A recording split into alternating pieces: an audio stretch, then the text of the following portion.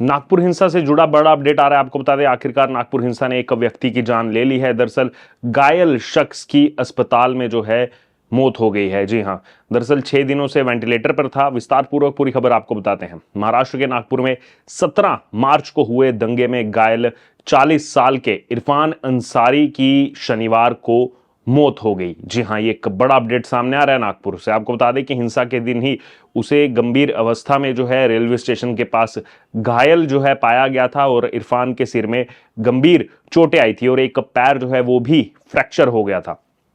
दरअसल औरंगजेब की कब्र हटाने को लेकर के जो प्रोटेस्ट हुआ 17 मार्च को, उस प्रदर्शन के बाद नागपुर में हिंसा जो है वो फैल गई थी। घटना के 5वें दिन यानी कि शनिवार को सीएम देवेंद्र फडणवीस ने नागपुर पहुंच करके जो है एक प्रेस कॉन्फ्रेंस की और तमाम बातें जो है वो मीडिया के बीच में रखी। उन्होंने कहा कि हिंसा में हुए नुकसान की भरपाई जो है वो दंगाइयों की संपत्ति बेच करके वसूली जाएगी। ये बहुत बड़ी बात कही और ये भी कहा कि जरूरत पड़ी तो बुलडोजर भी चलाया जाएगा। तो बुलडोजर एक्शन की भी बात कह दी है सीएम देवेंद्र फडणवीस ने और कहा कि जल्द ही नुकसान की भरपाई जो है वो यहां पर की जाएगी इन दंगाइयों से जिन्होंने पुलिस पर हमला किया और उनके खिलाफ कठोर से कठोर धाराएं जो हैं वो भी लगाई जाएंगी। इतना ही नहीं, विपक्ष जो आरोप लगा रहा था उस पर भी देवेंद्र फडणवीस ने अपनी प्रतिक्रिया दी और कहा कि हिंसा जो है वो इंटेलिजेंस फेलियर या फिर राजनीतिक साजिश नहीं थी। लेडी कांस्टेबल की भी जो खबर आ रही थी उसके छेड़छाड़ की खबर को लेकर के भी देवेंद्र फडणवीस ने बताया कि उन पर पत्थर जो है वो जरूर फेंके गए थे और छेड़छाड़ की खबर सही नहीं है। वहीं फडणवीस ने यह भी बताया कि यह कहना जल्दबाजी होगी कि हिंसा में कोई भी विदेशी या फिर कोई भी बांग्लादेशी एंगल था। हालांकि इसकी जांच जो है की जा रही है, ये देवेंद्र फडणवीस ने बताया। इसी बीच कांग्रेस का जो प्रतिनिधिमंडल नागपुर दौरे पर आया था उसमें भी उन्होंने कहा कि उसमें एक सदस्य जो है अकोला हिंसा में आरोपी है, वो वहां पर आया था और उन्होंने बताया कि हिंसा के कारण प्रधानमंत्री नरेंद्र मोदी का नागपुर दौरा जो है वो प्रभावित नहीं होने वाला है। इसी बीच जो हमने आपको पहले बताया कि एक शख्स की मौत भी हुई है, विस्तार पूर्वक उसके बारे में आपको बता दें। दरअसल अस्पताल के एक अधिकारी ने बताया कि जो इरफान अंसारी इस मामले में इंदिरा गांधी सरकारी मेडिकल कॉलेज और अस्पताल में जो है उसको भर्ती करवाया गया था। वहीं के एक अधिकारी ने बताया कि दोपहर 1:20 पर जो है उसकी मृत्यु हो गई है। वहीं अस्पताल प्रशासन की तरफ से कहा गया कि अंसारी को गंभीर रूप से घायल हो जाने के कारण अस्पताल में जो है भर्ती करवाया गया था। अंसारी जो है सोमवार रात करीब 11 बजे अपने घर से निकला था नागपुर रेलवे स्टेशन से इटारसी के लिए ट्रेन यात्रा के लिए जो है यहाँ पर निकला हुआ था और ये इलाका जो है हिंसा से प्रभावित था जिसमें वो घायल हो गया और उसके बाद अब आखिरकार जो है यहाँ पर अस्पताल प्रशासन ने कंफर्म किया कि उसकी मृत्यु हो चुकी है।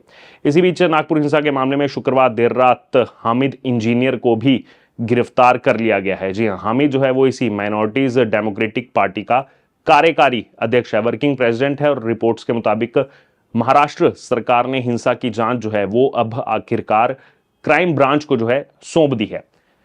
नागपुर में दरअसल 17 मार्च को हुई हिंसा के बाद महाराष्ट्र के डिप्टी सीएम अजीत पवार जो हैं उनकी तरफ से भी प्रतिक्रिया आई है। अजीत पवार ने कहा है कि जो भी मुस्लिम भाइयों को आंख दिखाएगा, दो समूहों के बीच संघर्ष भड़का करके कानून व्यवस्था जो है उसको बाधित करेगा और साथ ही साथ कानून को अपने हाथ में लेने की कोशिश करेगा, वह चाहे कोई भी हो, किसी भी समुदाय से हो, उसे किसी भी हालत में जो है बख्शा या फिर माफ नहीं किया जाएगा। अजीत पवार ने यह बयान जो है वो पार्टी की ओर से मुंबई के इस्लाम जिमखाना में शुक्रवार को दी गई इफ्तार पार्टी के दौरान दिया। अजीत पवार ने यह भी कहा कि रमज़ान हमें जो है वो एकता और साथ ही साथ भाईचारे का जो है संदेश देता है।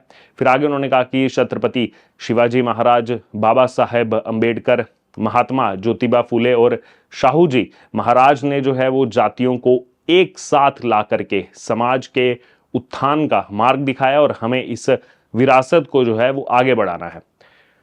नागपुर हिंसा केस की अगर बात की जाए तो इसमें शुक्रवार शाम तक पुलिस ने 14 और लोगों को जो है गिरफ्तार कर लिया। जी हां, अब इन 14 लोगों को गिरफ्तार किए जाने के बाद कुल गिरफ्तार किए गए लोगों की संख्या जो है वो 105 हो गई है, जिसमें से 10 किशोर जो हैं वो भी शामिल हैं। इसके अलावा 17 लोगों को लोकल कोर्ट ने जो है वो 22 मार्च तक पुलिस कस्टडी में जो है वो भेज दिया था। वहीं पुलिस ने इस मामले में 3 नई एफआईआर जो है उनको दर्ज किया है।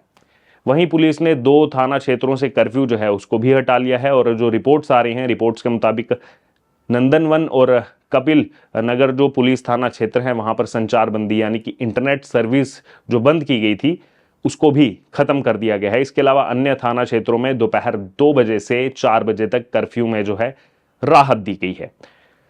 वहीं 9 थाना क्षेत्रों में हिंसा के छठे दिन यानी कि शनिवार को भी कर्फ्यू जो है वो बरकरार रखा गया है और कर्फ्यू हटाने का फैसला जो है वो हाई लेवल रिव्यू मीटिंग के बाद ही जो है वो यहां पर लिया जाएगा, ये सोर्सेज के मुताबिक खबर सामने आ रही है।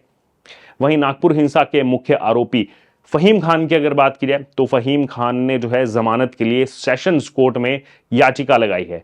फहीम ने यह दावा किया है कि उसे राजनीतिक प्रतिशोध के चलते जो है गिरफ्तार किया गया है, क्योंकि उसने जो है विश्व हिंदू परिषद के कार्यकर्ताओं के खिलाफ जो है वो कार्रवाई की मांग की थी, ये उसका कहना है। दरअसल औरंगजेब की कब्र हटाने को लेकर के जो हिंसा हुई नागपुर में, उसी मामले में यहां पर मास्टरमाइंड जो है वो बताया जा रहा है फहीम खान समेत 6 आरोपियों के खिलाफ जो है देशद्रोह का केस जो है वो भी दर्ज हो चुका है। फहीम पर 500 से ज्यादा दंगाइयों को इकट्ठा करने और साथ ही साथ हिंसा को बढ़ावा देने का भी आरोप है।